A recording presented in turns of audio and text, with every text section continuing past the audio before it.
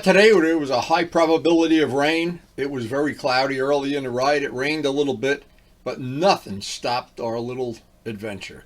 We hung out at the airport, watched some planes take off, and among other things that we enjoy, of course, the back roads. What else is there?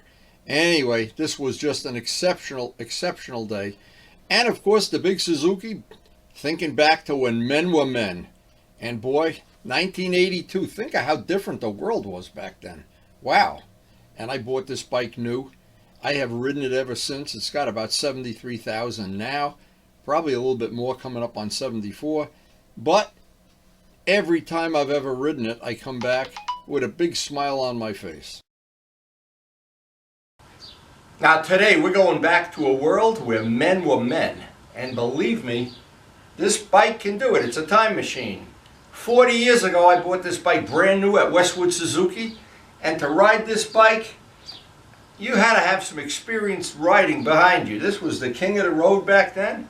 And I wasn't the king, but I wanted to be. So I bought one. So try to picture it's 1982 and you're a young man. I was really never that young. And you wanted to be the king of the road, and this was one of the choices you had. And in my case, I had no idea when I bought it I'd have it for life. And over the course of those 40 years, the world has changed in a lot of ways. Some good, some bad. Well, that's always a subjective thing. But one thing remains the same. The GS seat is still one of the most comfortable in all of motorcycling.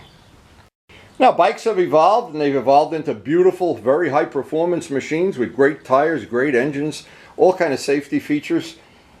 But 1982, none of that was possible. In 1982, you had a few choices of other bikes that were very similar, but I picked the Suzuki. One of the reasons I did, I fell in love with the looks of the bike. And I always wanted to have a collection of bikes where I had one from every 10-year period, and I knew that would be, for sure, that would be a bike I wanted to add to my collection. And every one of the bikes in my collection, my humble collection, is a little unique, a little different than the other one.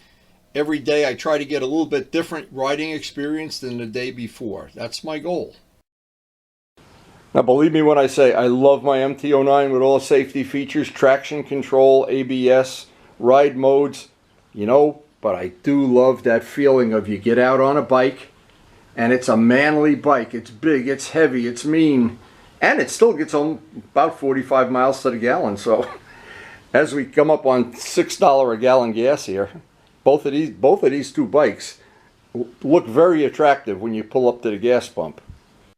And how long ago was 1982? When you think about it, a lot of people, maybe you're watching this video, you weren't even born yet. There was a lot of cool things about 1982 that I remember very well. And you'd go cruising down the road, and I remember Harley Sportsters with the little baby peanut tanks, Triumphs, all the ones with the custom frames, and then the emergence of all of the Japanese bikes as they evolved over the years. And every 10 years, and if you go right through my collection, every 10 years they got a little bit more powerful, handled a little bit better. They did a million things really well. But the one thing this bike does really well is stand the test of time. And one of the things I regret in life is that when we first bought this house 30 years ago, I had the opportunity to extend the garage, and I didn't do it. And I've lived to regret that decision every day. This is just a perfect example. Bikes 40 years apart, and just look at 38 years apart. Look at the difference in the styling of the bike. But I'm drawn to the styling of this bike. I don't know why. And so are a lot of other people. And I think both of the bikes are fun to ride in their own way. And maybe 40 years from now, this bike will be a time machine. And right there in the driveway is 40 years of motorcycle evolution. How it's come from the GS type of bike to it's evolved into what we have now, loaded with safety features and wonderful ergonomics. And both of the bikes have my custom wheels, custom painted, a lot of polished parts, some custom painting on each one, mirrors that work, engines that get good mileage, and it's just wonderful how these bikes have evolved. And if you've ever ridden a modern bike and then ridden an older one on the same day, and I have, you realize how far motorcycling has come. Every part of it, tires, suspension. But there's something about, and you can't describe it to younger people, something about you get on that bike and all of a sudden as you're riding down the road, the 18-year-old girls are waving to you. And one of the very few things I don't like about this is I can't get a radar detector on here conveniently, but that may come in the future, and I don't know exactly how to do it yet. But it's on my mind every time I ride the bike. So I just ride just a little bit slower, keep it human. Okay boys, are you hungry today? Are you hungry? Yay! Hey! We're all hungry. And Karen and I have done the perp walk. Everything's growing beautifully. Absolutely beautiful. Now every time I pre-flight this bike, a lot of things go through my head, and I just keep thinking, 40 years, how many other things I have in my life that are 40 years old and in this good condition? And I never regret the time I spent polishing or cleaning or maintaining it or replacing parts that need replacing. I try to keep it as if it was a brand new bike, and a lot of times I pull into a gas station where there's somebody that doesn't really know about motorcycles, and they go, "Oh, you got a new bike? Oh, yeah." Well, that's nice that they fall for the trick, but there's an awful lot of hours in this bike. The wheels, especially, the brake discs from Pokey, the brake lines from Joe Padula, and the exhaust system from Frank Straub. The painted instruments. There's 1,000 polished master cylinder. 1,000 little details you don't really notice at first. You take a really, really close look, and I love that color. Oh, that color is great.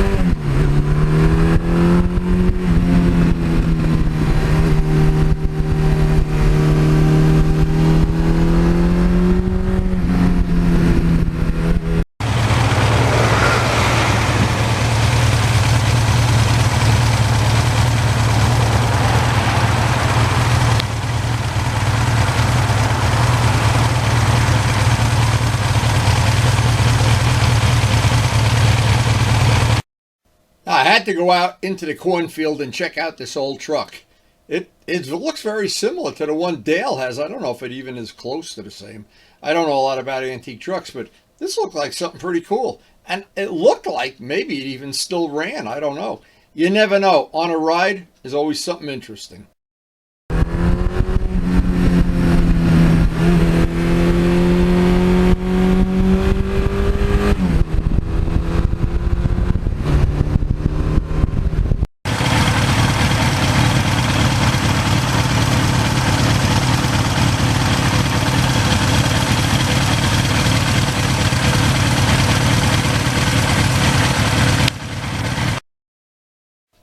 And I was thinking, oh yeah, the weatherman is wrong. It's just going to be cloudy. We're not going to get rained on. And I won't have to clean the bike. And la la la la la la. But you know what? I know the reality is when it keeps getting cloudier and cloudier along the ride, and you've got another couple hours ahead of you, it is more than likely you're going to run into some rain. And later on in the ride, we did.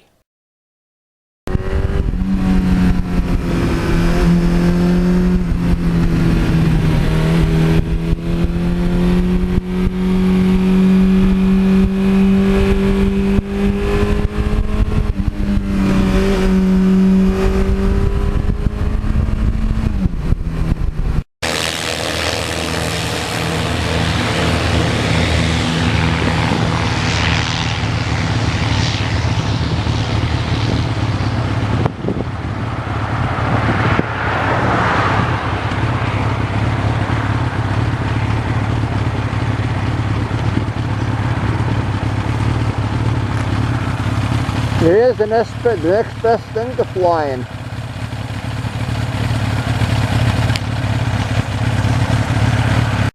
And every time I stop at the airport, look at some of the planes, there's always something interesting at that airport, LPA, Lincoln Park Airport.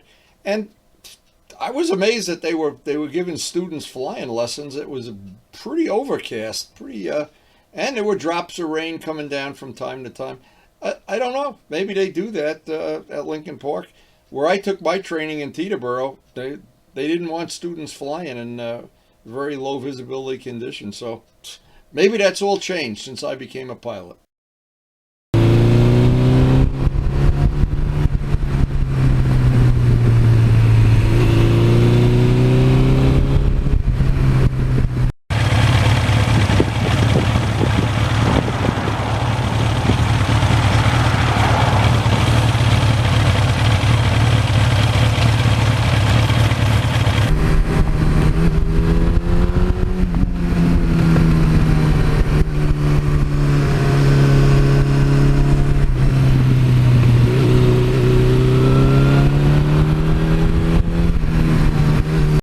I was missing my radar detector, Mr. Valentine.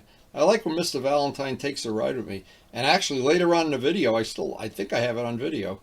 I was just lucky, but I would have loved to have the Valentine to give me a little heads up ahead.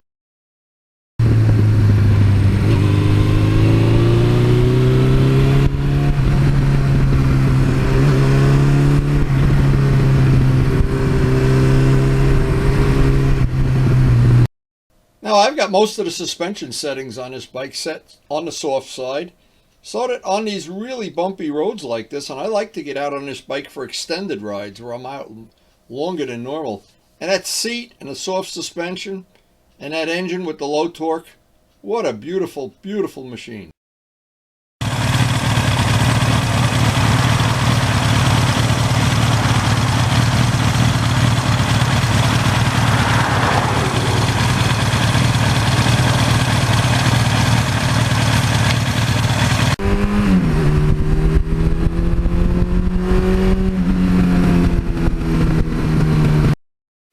Now, I like the Michelin Commanders on this bike. They are so nice in the rain. They are so predictable on dry roads.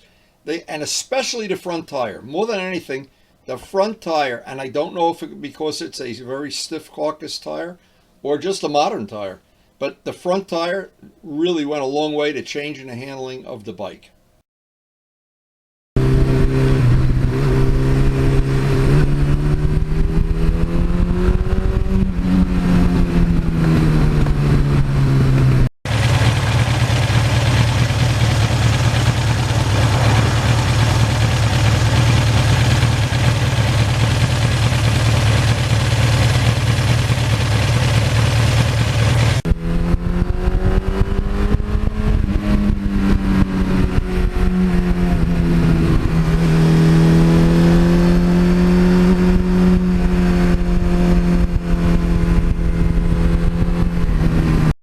Now, one really nice feature of this bike is how easy some of the maintenance is. The valves are a snap to adjust.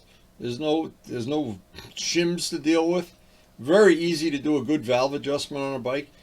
Changing the plugs, they're right out in the open. Every part of it, oil change, easy peasy. It goes a long way over the years to loving a bike.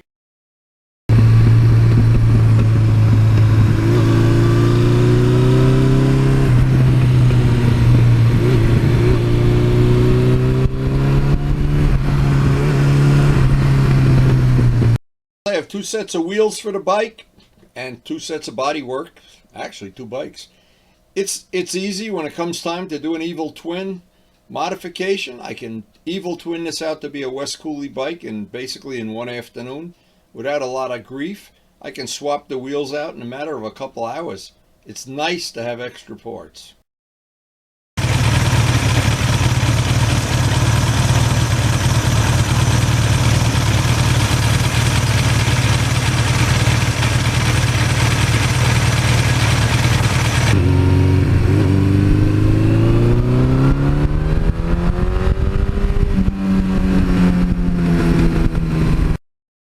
And I love the sound of the 86 exhaust system. Just a little bit louder than stock, but nowhere near as loud as any of the aftermarkets would be.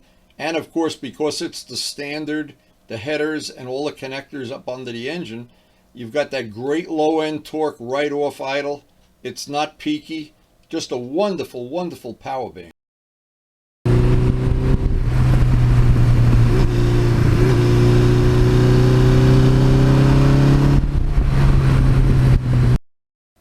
And what is really, really handy is having all that wax on the bike, all the polish to protect it, because we know later in the day it's going to get wet. I try to protect the camera, and when I have the radar detector, of course that. And I always have my heavy-duty hair dryer to dry up the boots and leathers when I get home.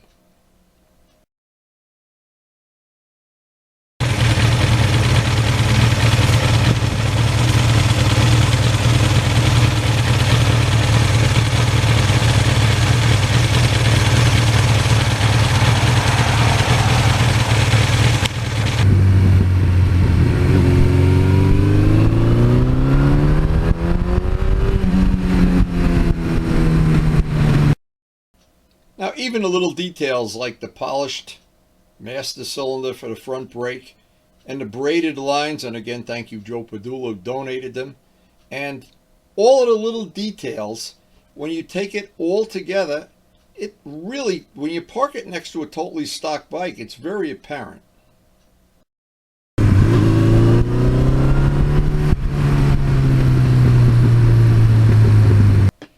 Now, one of the reasons I love these back roads, all the switchbacks, this, no matter what bike you're on, the switchbacks here are really challenging, and there's always some dirt or some wet spots or something that makes it just a little more exciting than it would be if it weren't that way.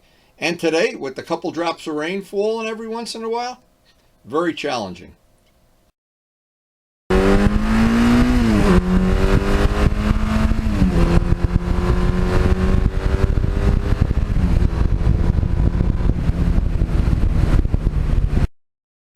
But this is a bike that I've had so many miles on, and I've gotten so used to handling it in different conditions, slippery conditions.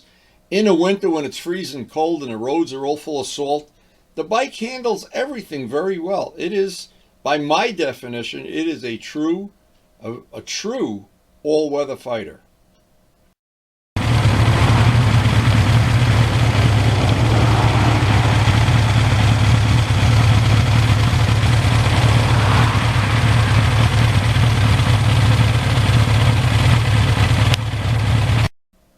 And right at the end of the ride, and I thought I was going to avoid having to wipe the bike off and clean it up. Well, it doesn't really matter now. We had a great ride. I'm just going to turn around, head back on Route 80, take the back roads back as much as possible. Hope that it doesn't really, really pour to where it's really inconvenient. But again, just being able to get 3 good hours of riding made the whole day worthwhile, no matter what, on the way home.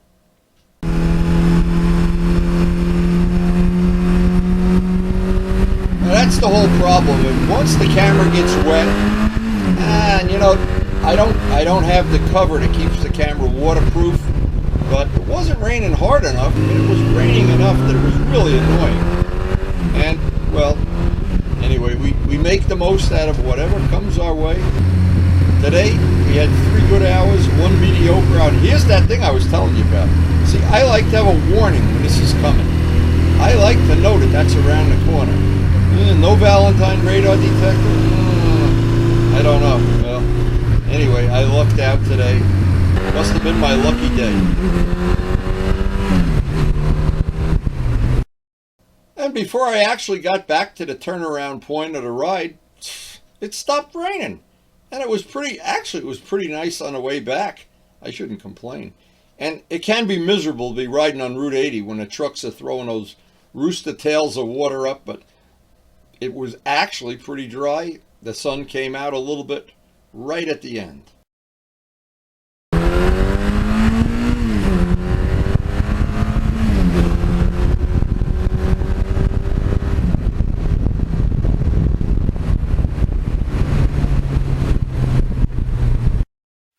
And as I'm headed back to the farm, all the things that go through my mind, those first days that I bought the bike at Westwood Suzuki, and back in those days, oh my God, was that a different world than we live in today? I mean, there's a million things you could say were different.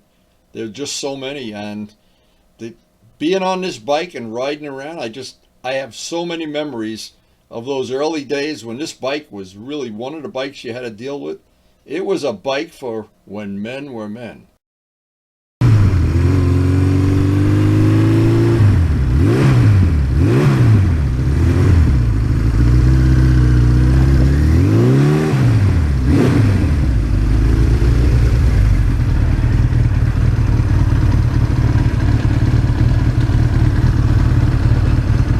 I got a little wet, but nothing to spoil the day. It's raining here. Did it rain here? It looks like it did. I didn't notice. Yeah, it was that. I got to clean the bike, though. That's the biggest thing. Yeah, it still looks like it's going to rain tomorrow, too. Wow. It's going to rain tonight.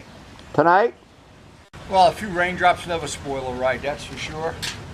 Our bike, 40 years when men were men, and women were men, and old men were men. Everybody, the dogs were men. This bike, you just never get that disappointing ride, and that soft suspension. Oh man, so nice, so nice. What a jewel. And the color. This is the original paint on most of the bike, just the front fender is painted. Amazing. Karen even likes this color, and I love it. Anyway, I hope you enjoy sharing this day with us. Now, we just painted Turbo Steve's Turbo Suzuki, very similar color, and both of them are beautiful colors when that sun is shining, and with no sunshine today. That paint sparkles in the sun. It's got a beautiful look. And as I said before, this is the original paint on 90% of the bike. I think it's only the front fender that had a chip in it, and I had to repaint it. But it was just as good as it gets. Getting out on the open road, even when you get wet, even when it's cold, and some days you're hot. I hate to look at the negative side of anything. I like to think the best of all worlds. I got my exercise today. I started to wear out the tires a little bit. I got to use up some of that coming up on $6 a gallon gas. Wow, where are we going with that gas? I don't know. I'm going to start looking at a Tesla motorcycle. Maybe that Harley electric. I don't know. You definitely got to save the planet.